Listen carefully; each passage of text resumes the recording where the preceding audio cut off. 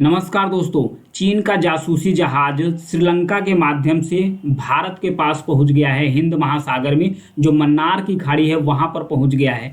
भारत इस चीज़ को लेकर काफ़ी चिंतित है और श्रीलंका को चेताया भी है कि भाई देखो, आप चीन को कहां पहुंचा दे रहे हैं। जो भारत का जो स्ट्रेटेजिक लोकेशन है उसकी निगरानी करने के लिए ये शिप चाइना के द्वारा बार बार हिंद महासागर में भेजा जा रहा है। हालांकि जो श्रीलंका है वो चीन के कर्ज तले दबा हुआ है, तो उस कर्ज के बदले 48 घंटे के शोध के लिए 48 घंटे के शोध कार्य के लिए मन्नार की खाड़ी में जो चाइना का शिप है उसको पहुंचाया है कि ये जो जैविक संसाधन है, खनिज संपदा है, उसके शोध के लिए चाइना शिप जा रहा है। लेकिन जो चाइना का शिप है शोध के बहाने जो भारत का दक्षिण क्षेत्र में मौजूदगी है उसकी पता लगाने के लिए वो अगल बगल अपना दौरा कर रहा है, जासूसी कर रहा है। इस चीज़ को लेकर काफ़ी भारत ने नाराजगी जताई है। तो श्रीलंका ने हवाला दिया है भारत को कि भारत की जो रणनीतिक हित है उसका ध्यान रखा जाएगा। तो आइए देखते हैं लोकेशन। ये है मन्नार की खाड़ी, ये है मन्नार की खाड़ी जहाँ पर चाइना के शिप पहुँच गया है, जहाँ पर चाइना के शिप पहुँच गया है। ये खनिज संपदा से संपन्न है,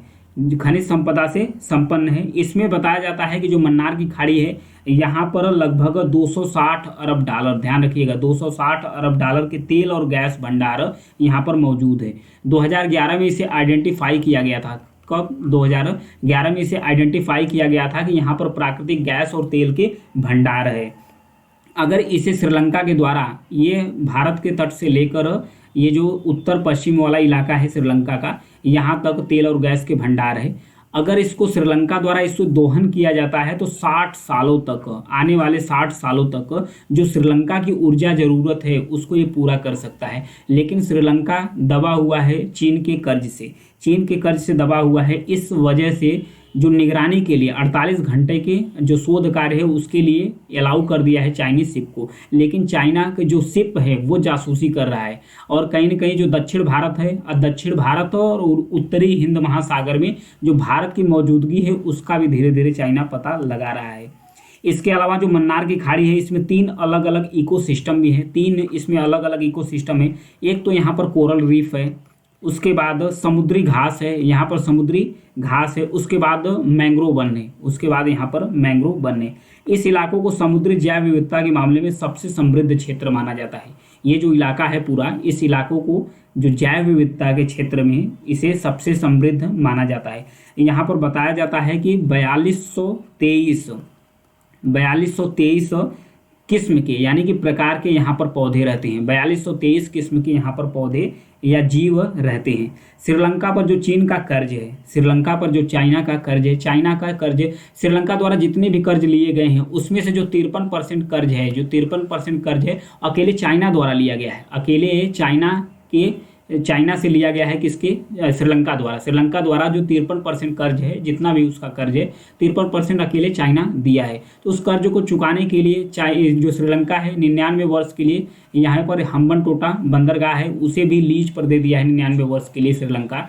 और उसके साथ साथ ये जो मन्नार की खाड़ी है वहाँ भी एक्सेस देना शुरू कर दिया है। हिंद महासागर में चीन की बढ़ती मौजूदगी और श्रीलंका पर बढ़ते उसके प्रभाव से भारत काफ़ी चिंतित है, क्योंकि श्रीलंका भारत का पड़ोसी देश है। अगर इसके इर्द गिर्द अगर पहुंचता है चाइना पहुंचता है तो भारत को हिंद महासागर में स्ट्रिंग ऑफ पर्ल्स रणनीति के तहत भारत को चारों तरफ से चीन के द्वारा घेरना शुरू कर दिया जाएगा। चीन की जो रणनीति है उस पर नजर रखने के लिए भारत के जो विशेषज्ञ हैं वो भी लगातार लगे हुए हैं और श्रीलंका को लगातार चेताया भी जा रहा है कि भाई आप ध्यान रखिएगा। श्रीलंका का जो हम्बनटोटा बंदरगाह है इसका इस्तेमाल चीन अपने युद्धपोतों और उसके बाद सैन्य सामग्री के लिए करता है। यहाँ पर देखिए ये है हम्बनटोटा बंदरगाह जो 99 साल के लिए चीन लीज पर लिया है। भाई कर्ज चुकाने के बदले में ये हम्बनटोटा बंदरगाह, क्योंकि श्रीलंका की जो इकोनॉमी है काफ़ी क्रैश कर